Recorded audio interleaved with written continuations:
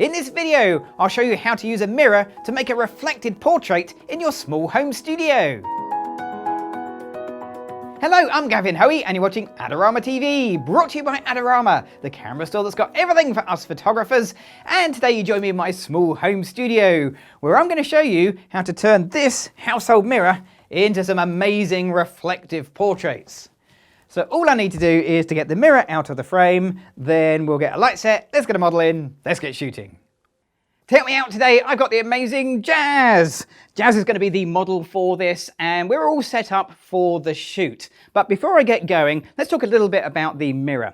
So I'm using a glass mirror. This is just a standard household mirror. If that's what you're going to use as well, make sure you do some preparation before your model gets here. Make sure the edges are all nice and soft, just to make sure they are safe. Next is going to be cleanliness. You honestly can't clean your mirror enough, so make sure you have a cleaning spray and a soft cloth, because you're going to have to clean this constantly. Next thing to do is think about the size and shape of the mirror. Basically, you want the biggest mirror you can get. I've got this one, so this is what we're going to use. I have a rectangular mirror, which means I've got two ways of possibly shooting. I can have it either wide or long.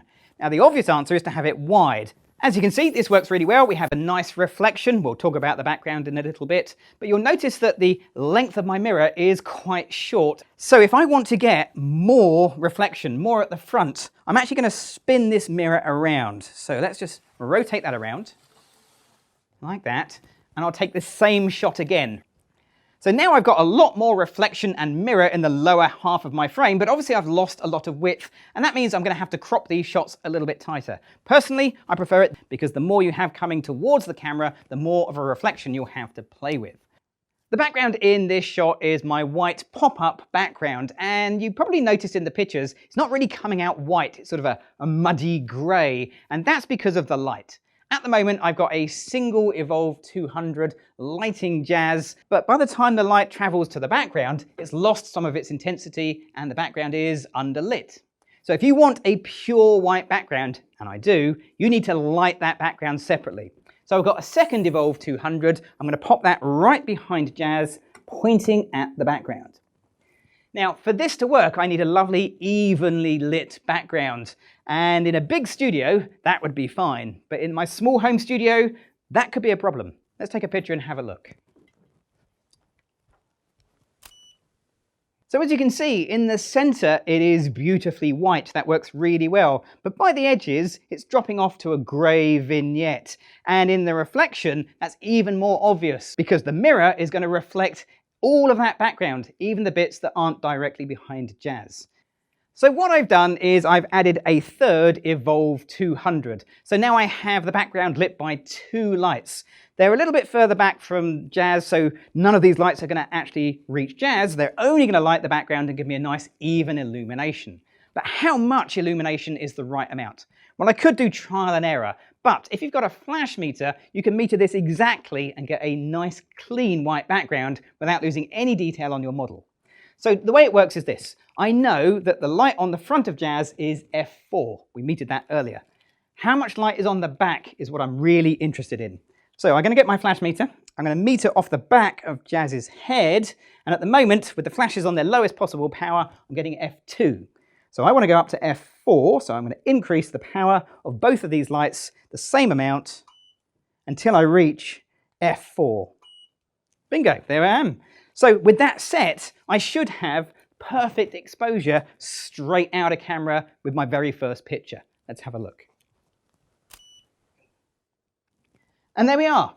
First picture, absolutely pure white background. Then there's the position of the main light. I had it in front of Jazz, but of course you don't have to keep it there. It made sense, it's sort of a beauty lighting look with a reflector below. But what happens if I move it behind? Well, this should give a much more intense, slightly more shadowy look, which could work really well with the reflected image. Let's try it, see how it goes.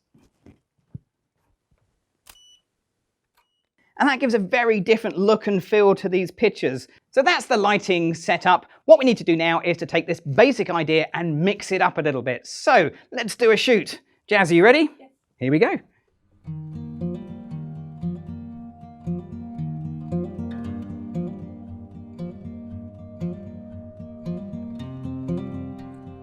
you look right down. So you're going to look right down on top into the mirror. Okay, that one you probably need 2 hands in. Just get a bit of symmetry in there.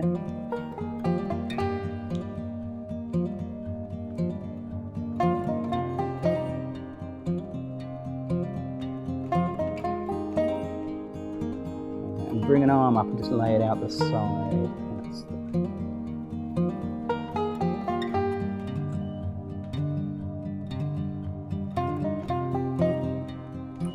Turn the head slightly.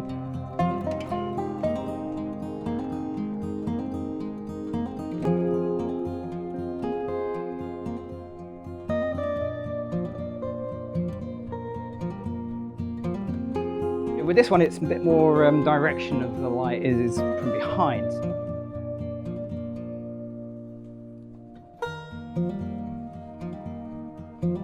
We'll try bringing your other hand in as well. Just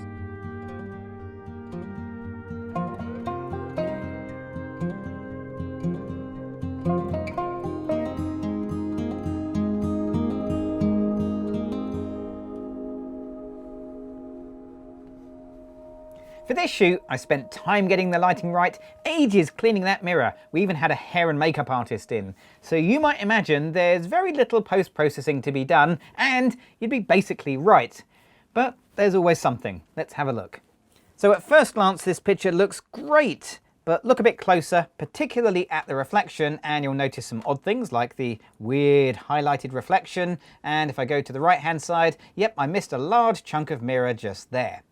Now, both of those problems are fairly easy fixes using either healing or cloning here in Photoshop. So to do that, I'm going to go to Layer, New Layer. I'll give it a name, you don't have to, but I'll call it Clone. And then I'm going to use not the clone tool, but the healing brush. With the healing brush, I'll check that Sample All Layers is available. And then all I need to do is sample a good bit of the image. Hold the Alt key or the Option key on a Mac, click somewhere where it's not damaged, and just paint over the top. Remember to resample, move your sampling point around and build the effect up. I think what that is just a reflection off the glass. It's the angle of the light and the low quality mirror, and maybe I just didn't clean that bit well enough. But this area is all down to me, where I missed a large chunk of mirror. A bit more tricky to do, but all I need to do is sample the line of the arm. So I'll sample there, hold the Alt key and click, and then I can line that up and just paint it in, and it should all line up and look pretty good. Again, just remove any weird areas like that. Okay, there we go, so that's fixed. What about the mirror itself? Well, the mirror I was using was a thin glass mirror, and that means I got 2 reflections from the glass and the mirrored surface below. Other mirrors will have different effects, but when you look close, it doesn't quite work how I want.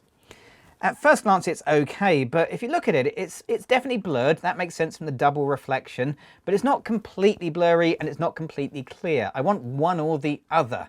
So to make that blurrier, I'm actually going to apply an effect. But first thing to do is to remember to either save this image, or if you're confident, just go to Layer and flatten it down.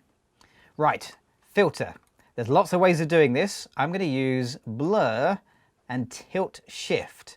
Now this is a really simple filter. It's got 4 lines, and I'm going to get rid of 2 of them by getting this upper line and dragging it up above my model.